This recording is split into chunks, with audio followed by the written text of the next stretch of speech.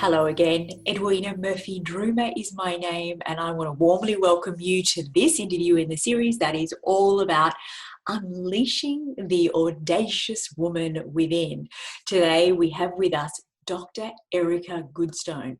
Dr. Goodstone is not only a mental health counsellor, a marriage therapist, a board-certified sex therapist, a somatic body psychotherapist, and a personal life, health, and wellness coach.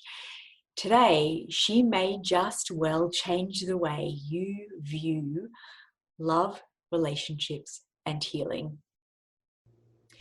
Thank you so much for being with us, Dr. Erica. I am truly excited to dive into this conversation. But as we said just before I hit record, I am here in, it's early morning in Australia, middle of winter, and it's freezing. And I'm looking at your background and knowing that you're in Florida and toasty warm, and I'm so jealous. But thank you for being with us. One caveat is that it's so warm that it can be so tiring that you don't even want to go out to the ocean, even though it's right here. But I go later. Yeah, we need to find a happy medium, something in the middle. So let's dive in. For those in our audience that haven't had the pleasure of meeting you yet, could you tell us a little bit about who you are and how you came to be doing the work that you do? Well, it started before that, but it really happened when I became a professor of health and physical education. In order to do that, I was taking all kinds of courses, and then I would do too much.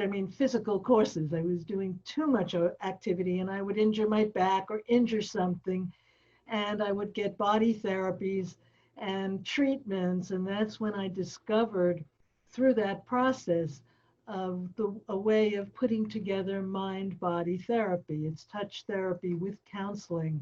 And I realized the power of what our body holds within us. Yeah. I didn't really understand the mind as much as the body and the memories stored there. And then I got into a program in human sexuality, marriage, and family living because I wanted to get a doctorate to teach at the college. So that's what led to my having these two different areas, health and wellness and body wellness and sexuality and love relationships. Yeah. So it felt scattered for some time, but it's really all coming together. It's all part of the same, that we are a mind, body, spirit. We are a spiritual essence inhabiting a physical body. And when we understand that, not everyone believes that, but if you kind of understand that, it can be so helpful for whatever is going on physically or mentally in your life. Yeah. Yes, looking at the different, obviously with the vision building work that I do, we chunk things down and look at the most important areas of our lives with that gentle, loving spotlight. And it is always starting with wellness, our physical and mental health, our relationships, and, love. So the fact that you're covering all these bases for us in little snippets, we'll try and get as much from you as we can in an hour.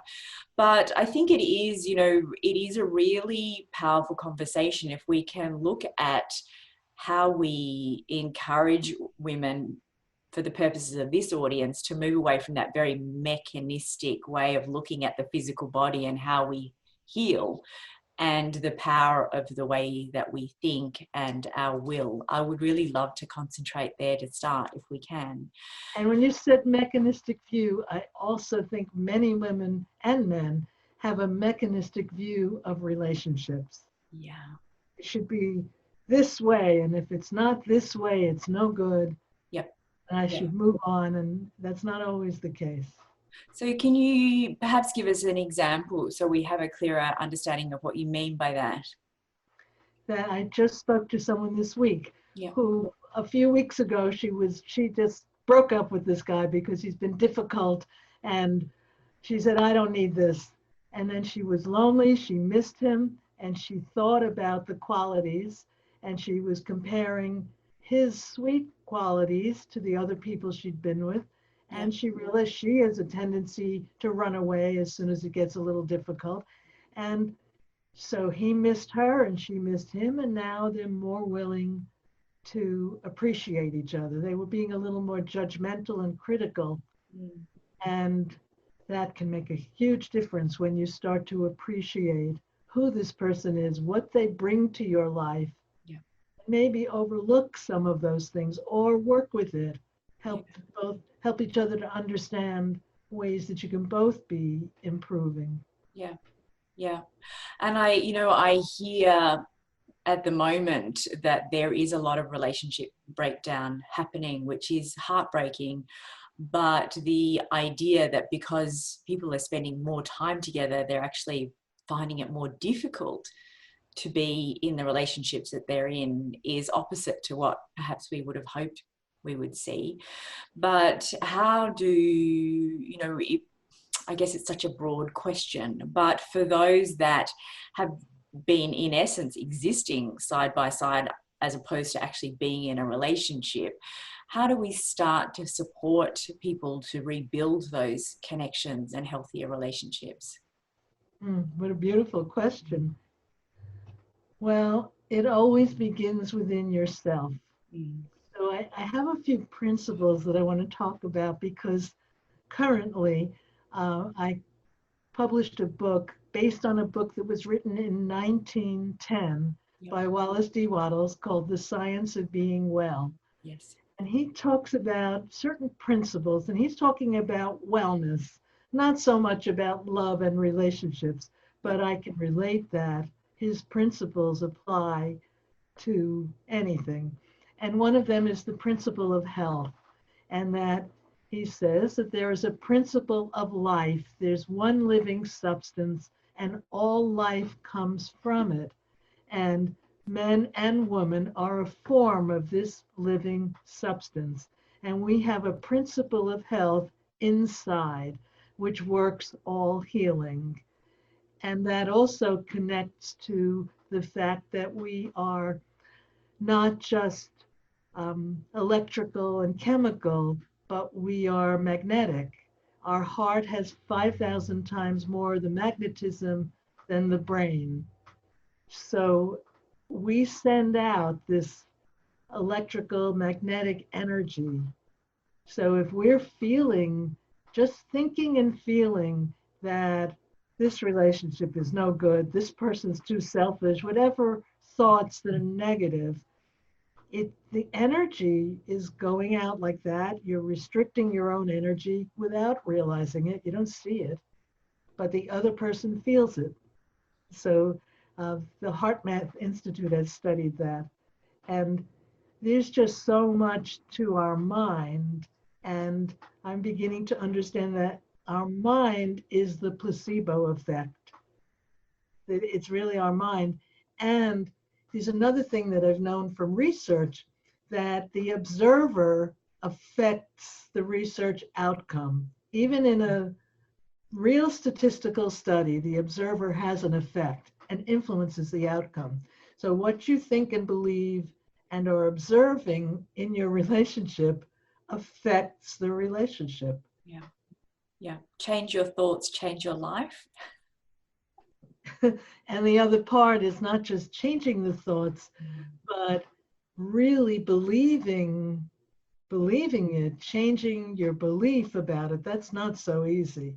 No. Because that's where counseling can help to really explore, what do I really believe? What do I really think? Yeah. Not what you're saying on the outside. You might be saying, he's so selfish, but what you might really believe is, he's so intelligent and I never live up to his standard. Or you could have he's so handsome that he could have any woman, I'm not beautiful enough for him. If you're believing that, it's going to affect how you're responding in the relationship. So it's complicated. It's actually simple and complicated. Well, I always say it's surprisingly simple, but that doesn't mean it's easy. It's interesting. And just yesterday I was reading I think it was a fairly old blog post, but by a woman called Jenna Kutcher, who's big in the online world. And it was her husband is in the wellness world, and he's a six pack, very, very attractive. And she's a curvy woman, absolutely gorgeous. But she wrote this blog post because somebody took a photo of them both at the beach and talked about how the conversation in her head is, what, I don't deserve him because he looks like this and I look like this, and how it went absolutely mad, viral, because so many women related to that story, which is exactly what you're talking about, that belief. And then I just happened to find something and I bought it because it was so interesting to me. It was a man teaching women, it has scripts, how to really handle the man, what to say and what to do. And so much has to do with your confidence, or at least appearing to be confident, and helping the man to be curious about you, to feel a little bit insecure, like he doesn't know what you're going to do next, or he doesn't know if you really like him, no matter how intelligent, no matter how handsome, especially if he has all those qualities, money and looks and intelligence, and he can have lots of women. When you seem to not be falling in love with him and not be so quick to want him and being independent, liking him, and then just being really not needy, it can get him crazy. And that's the quality that helps him to be infatuated. It was interesting to read that, because we see so much in counseling to just be truthful and honest and share openly and communicate. And there was someone else that I loved, a rabbi who wrote a book, Shmuley Boteach. He wrote a book called Kosher Adultery, Kosher Adultery. And what he was saying is that kind of thing, even when you're married, to, add a little bit of jealousy, a little twinge of uncertainty with your partner, so that they take a look and then they feel this is a special prize and they care more. It's simple to do that kind of thing. Yeah. I have done some training with Tony Robbins, and he talks about, the 6 human needs, and the top 3 are certainty and uncertainty and significance. And that's exactly what you're talking about. We love a level of certainty with, knowing that we're going to have a roof over our head and food to eat and clothes to wear and those things. But if everything is certain, then we get bored, and then we will start to sabotage and look for ways to create uncertainty, because it's a human need. So maybe in these times, maybe we can look at a little bit more about how we create healthy uncertainty. I like that. That's a great way to say it. Healthy uncertainty. So that the person doesn't just take you for granted, but they step back and they say, huh? She just did that. I didn't expect that. And she's not going to be available. And he gets nervous. And that's going to make him, even if it gets him crazy, that's going to make him pay more attention and give you what you really want. Yeah. Which is attention and love and being able to communicate. Yeah. But there are things you may have to do. There's a way that the world works. Yeah. I think that healthy uncertainty probably comes into play in the bedroom as well, if we get a bit routine in our sexual relationship. That can get very boring. That's why people have so much excitement when they have an affair. They have to plan it. It's not expected. They don't know if they're going to be able to meet or anything. It's all very exciting. Yeah. Whereas with your partner, if you know every day it's going to be like this, you have to find ways to create novelty. Novelty stimulates the dopamine in your brain. Yeah. Definitely food for thought. So maybe if we look then at at healing, and for people that not necessarily are particularly unwell at the moment, but for, you know, whether we are or aren't struggling with ill health, how you address that from a physical and from a mindset or mental perspective. Well, this is really powerful that you you form a mental image of yourself being healthy. Like I was thinking before I got on of Chris Cuomo on CNN. He came down with COVID-19, and he was on TV during that time. But he also said with certainty that, you know, I'm healthy and I know I'm going to get well. He was so sure that he would come through. Yeah. And not everyone feels that way. You may be older and you may feel like, oh, I'm sick. But Dr. Bernie Siegel, that I interviewed years ago on one of my summits, Miraculous Healing, he wrote a book many years ago, Love, Medicine, and Miracles. He worked with cancer patients, with groups, and he found that the people who survived were the ones who believed they were going to get well. And Wallace D. Wattles in his book talks about not only saying, I'm going to get well, but saying, I am well, so that you're feeling that I'm already well. Yeah. My body cells know what to do to heal. So one of the issues I hear is like someone says, I have a bad back or a bad knee, or they label it. And if you did that to a child, you called it a bad child, how is it going to respond? Yeah. So if you look at your body as loving your body and trusting, having faith that you are healing, Yeah. and your cells know how to heal, even if you have cancer. Yeah. Doesn't matter what you have. I believe anything can heal, Yeah. because I've seen many people in my summits and in other people's summits who have healed from all kinds of diseases or diseases, mental issues. So if you have doubt and fear, uh, you're relating yourself to the thing that you fear. So if you have doubt and fear about your relationship, you're relating yourself to the fear instead of relating yourself to the relationship healing. Yeah. I love the power of I am statements. And yeah, and it works for relationship. Our relationship is healing in that, you know, what can I do to facilitate it further? Yeah. Rather than it's such a mess. And that's another thing.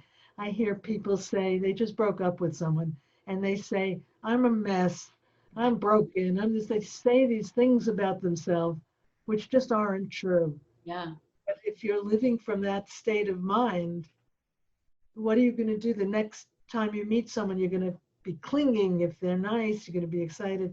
You want to come from a state of who am I really? Yeah. And, you know, I'm a beautiful person. Look in the mirror, love yourself, and then work toward whatever you think needs improvement or could be a little bit more optimistic Yeah.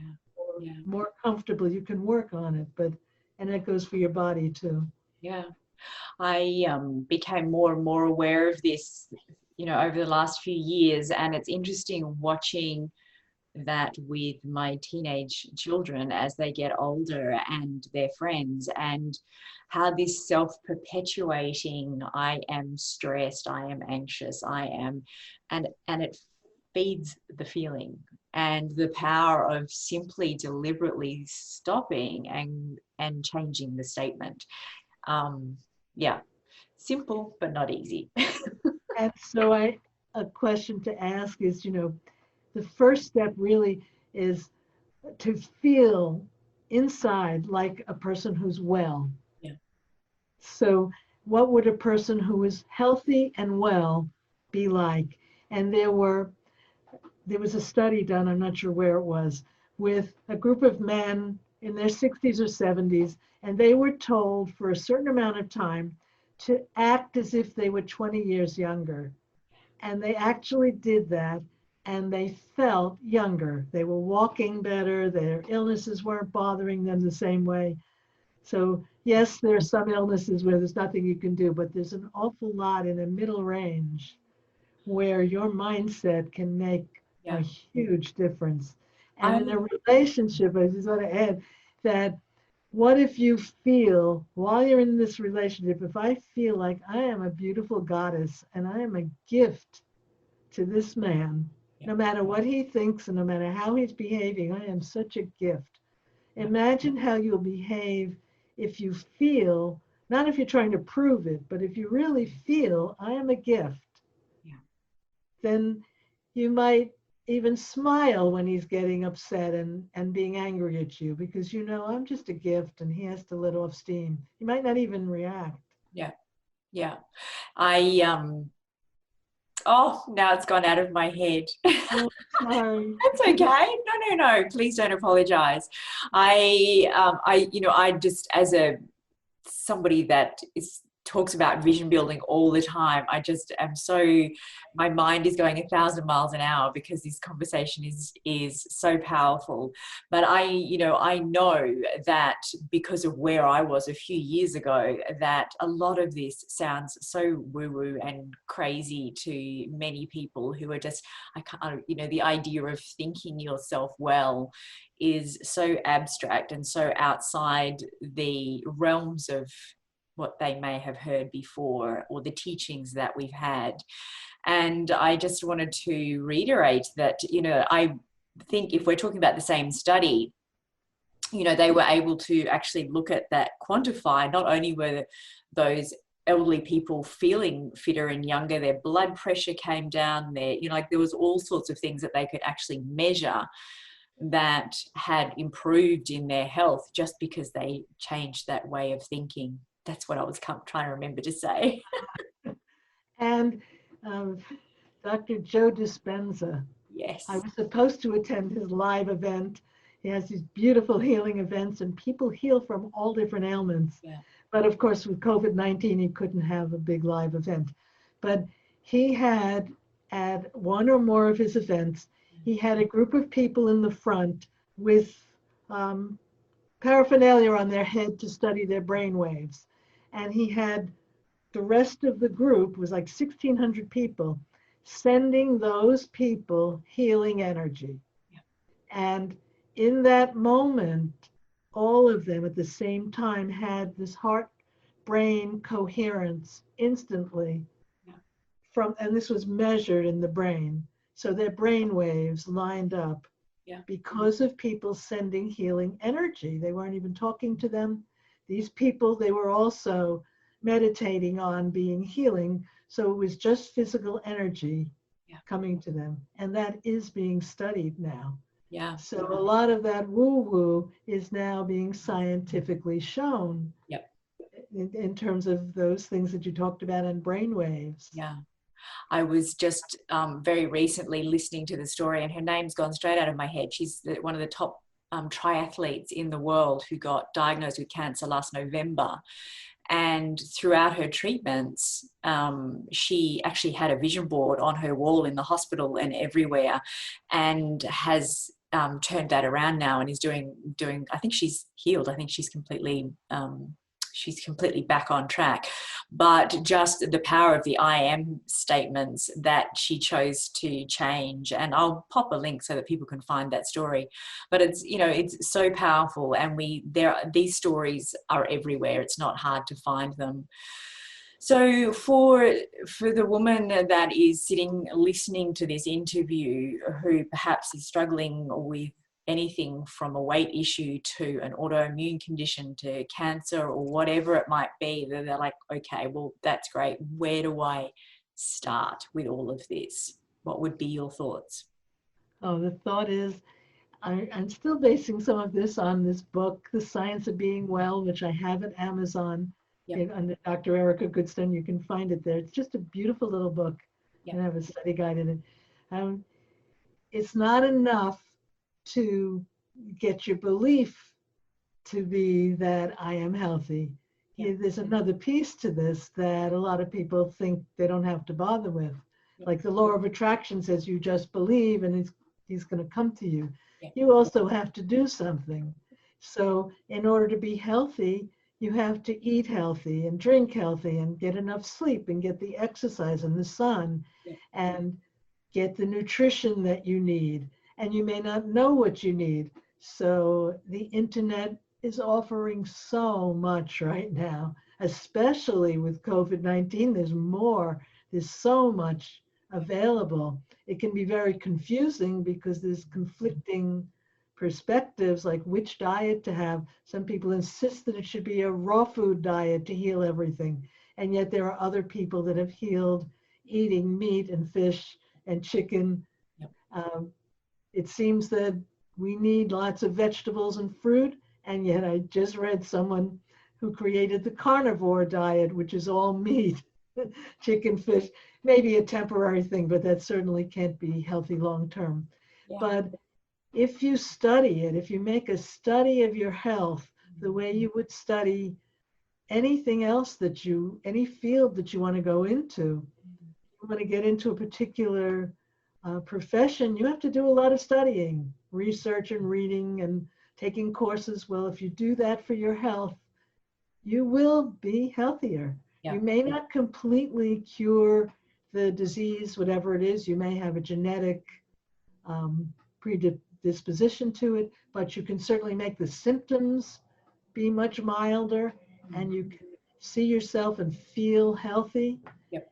I know people that healed from multiple sclerosis, and from cancers, hepatitis C, before they had this medication. So, I mean, there are so many ways, and it's an individual journey for each person. But the most important thing is to see yourself acting, feeling, and being this healthy person. Yeah. Form this conception and believe it no matter what anybody else is telling you. Yeah. Because once you get diagnosed with an illness, you can keep hearing that everywhere. You get labeled and so you believe that. Yeah. So this is where your belief has to be, yes, I've been diagnosed with this, or yes, maybe I have a condition, but my cells can heal and they are healing. Yeah. Yep. If I can offer my thoughts on trying to wade through some of the confusion around food and diet, because I hear it all as well. And, you know, the common thread that I encourage people to consider is that the healing diets, the diets that are changing people's lives, are the diets that consist of real food. Once again, simple but not easy. Absolutely. So whether, you know, like if Mother Nature has provided it, that's a good tick. That's a good start, the starting point. And we can certainly look at the Maasai in Africa who live on meat and blood and have extraordinary health, or the Papua New Guineans that live on tubers, or, you know, like there's always examples of healthy cultures that eat in all these different ways. So we can, the Eskimos. Yeah, that absolutely. Eat blubber. Absolutely. So I feel like a little bit like an Eskimo at the moment. But I think that if we can just take that heavy weight of finding the perfect diet and start with a few of these simple rules, even implementing real only food is very simple, but not necessarily easy with what's in front of us, in particular in the Western culture. Anyway, that's I can talk food all day long. But I just wanted to throw it in. Yeah. With that, there's another piece. I mean, I've been attempting to eat more and more healthy. Yeah. Well, it's not easy to go shopping, buy all these organic vegetables and chop up everything and cook them, or even eat raw salads. It takes hours. Yeah. Spending so much time. And then I go to eat somewhere and they don't have gluten-free bread. They don't have that almost anywhere near where I live. So if you really want to, and the vegetables, they can have wonderful salads, but they're not organic. Yeah. So what is the solution? Is the solution to eat home and eat just this perfect diet, or to live in the real world and enjoy a little bit of these things and then come back as much as possible to being as healthy as you can? So it's some kind of balance. Yeah, absolutely. A healthy body is designed to detox and get rid of these occasional bits that come in, just as our bodies are designed, let me be, throw in a little controversy, but our bodies are designed to heal and cope perfectly well with something like COVID if we have that healthy foundation laid. Anyway, that's my thought. And I would say our minds are also um, created to deal with relationships, to handle any kind of relationships. We have the prefrontal cortex where you think, and then we have the heart that has that emotion, and the gut that reacts with it has all these hormones in the gut, like 95% of the serotonin and 50% of the dopamine circulating and neurotransmitters. So we have all of that. Plus, we have this amygdala that has memory.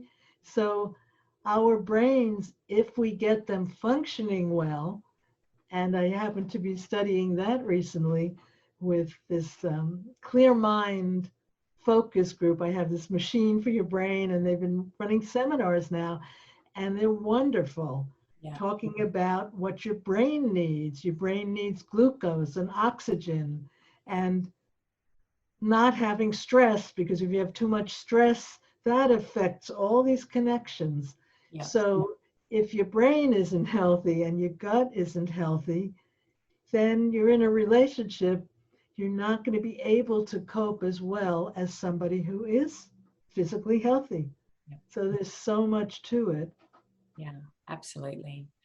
So I'm sure with all the different things that you've done in your life and all the different hats that you wear and career paths that you've taken, I imagine there's a lot of different, particularly bold, daring, audacious things that you've done in your life. But if you could pull out one that just comes to mind as perhaps one of the most daring or bold or audacious things that you've done, and how perhaps having a vision got you there. Wow. I know. And for me, one thing that was very brave was doing a virtual summit Yeah. several years ago. This was in 2015.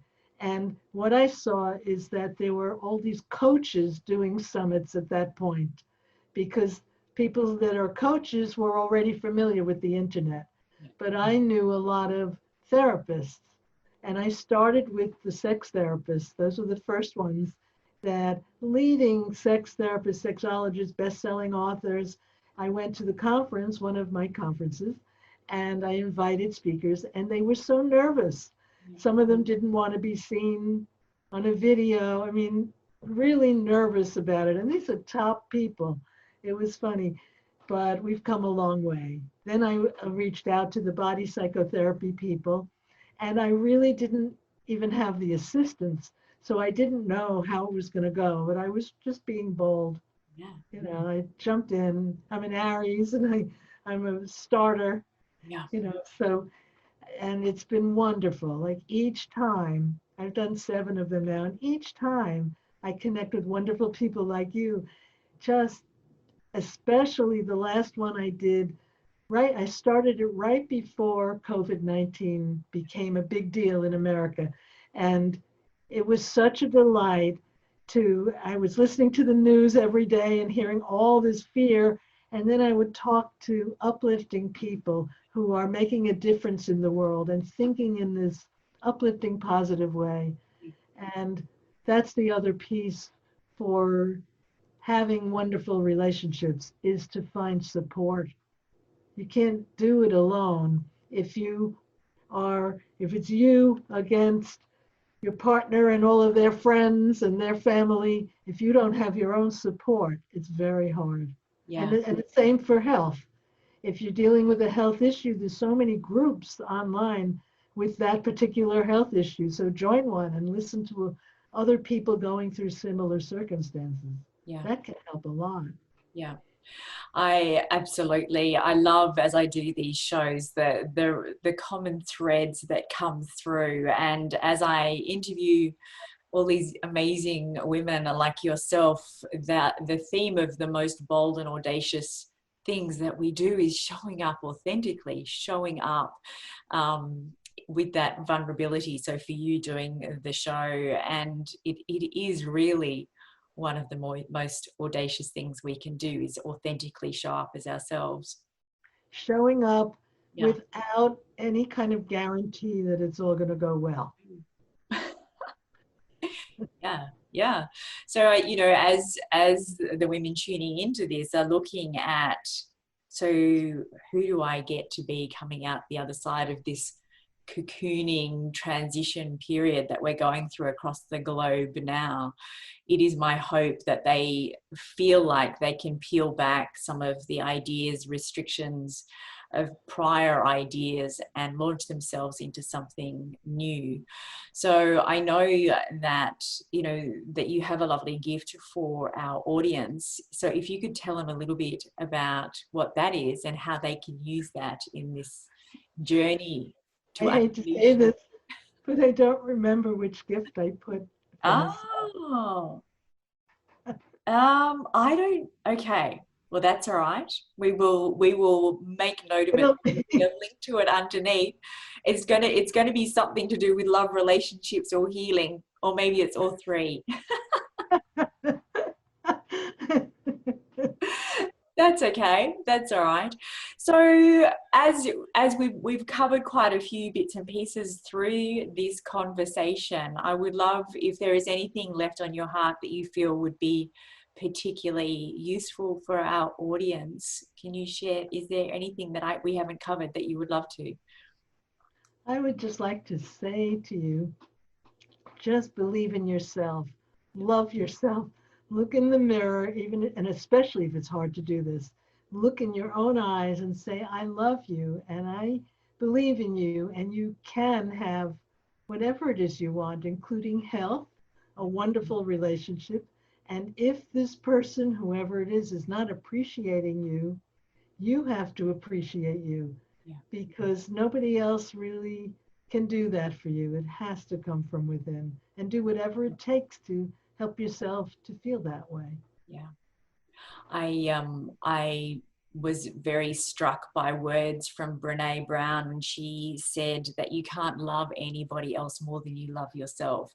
So if we're trying to heal relationships or anything else, it starts with learning to love ourselves. That mirror exercise is quite challenging when you start it, but it's truly powerful. So thank you for sharing it. Thank you so much for your time and for sharing all your knowledge and wisdom with us. I know I found your book on Amazon and I'm dying to dive in and have a read. It's a subject that I just love to learn more about. So for those in our audience, there will be links to find all your relevant bits and pieces, but just quickly, what's the easiest way for people to find you? At my website, drericagoodstone.com. And it's just GRERICA, goodstone.com. Perfect. Thank you so much for your time and for being with us. And thank you so much for putting this summit on and for inviting me. With pleasure. Bye for now. Hey, gorgeous soul. I hope that you gathered some pearl of wisdom from that interview. Part of what I love doing in the work that I do is getting to interview people, not just across the globe, but from all walks of life with all sorts of different backgrounds, stories, and hard-earned wisdom. And Dr. Erica Goodstone is no different. What a wealth of wisdom she has. So as always, this is where I would love to invite you and encourage you to pull a piece of wisdom from that interview. We often hear an interview and there is so much information that just starts to swirl around and it feels inspiring, but then we don't do anything with it. So this is your opportunity to go, okay, so if I think of one thing, what was it that jumped out at me? What was something that I heard that can really make a difference? So what I would love to share with you as a suggestion, as a possibility, is that idea of changing your thoughts can change your life, and it's quite literal. I had a very difficult relationship with my mother, and I was very reactive to her behavior, to the things that she said, and blamed her always for making me feel very upset and angry and not good enough, and all those different emotions that can come from a relationship that's very triggering. So I did that for most of my life until I learned a different way to think about things and a different perspective. And it was when I took responsibility for my own reactions, my own thoughts, my own behaviors, that suddenly I found a tool that was actually life-changing. Because for those of you that have got teenagers, you know that there's triggering things happen. It may be with a partner, it may be with somebody you work with. The people that are close to us, the people that are in our lives a lot, there are things that will trigger us, and it is very easy to go into the blaming of them for making us unhappy or changing the way that we behave. The reality is that we are the ones that are 100% responsible for the way that we show up in the world, the way that we react. And the word react is particularly powerful because I choose to invite people to be proactive rather than reactive. So if you are going into a situation with somebody that you know can be triggering or as perceived as, like somebody that causes you to feel upset, I would invite you to take that opportunity to stop and just set the intention that I'm responsible for my thoughts and how I react, how I behave, how I think about this. And often it is the people that trigger us like that that end up being our greatest teachers, like our mums sometimes. So who is the greatest teacher in your life? Who is somebody that can shine this spotlight on a way for you to grow in your personal development, become more empowered? Because honestly, empowerment is taking 100% responsibility for how we show up in the world, who we choose to be as women, what we choose to do, what we choose to have, all those different pieces. So remember, change your thoughts, change your life. That's it from me today. Much love and bye for now.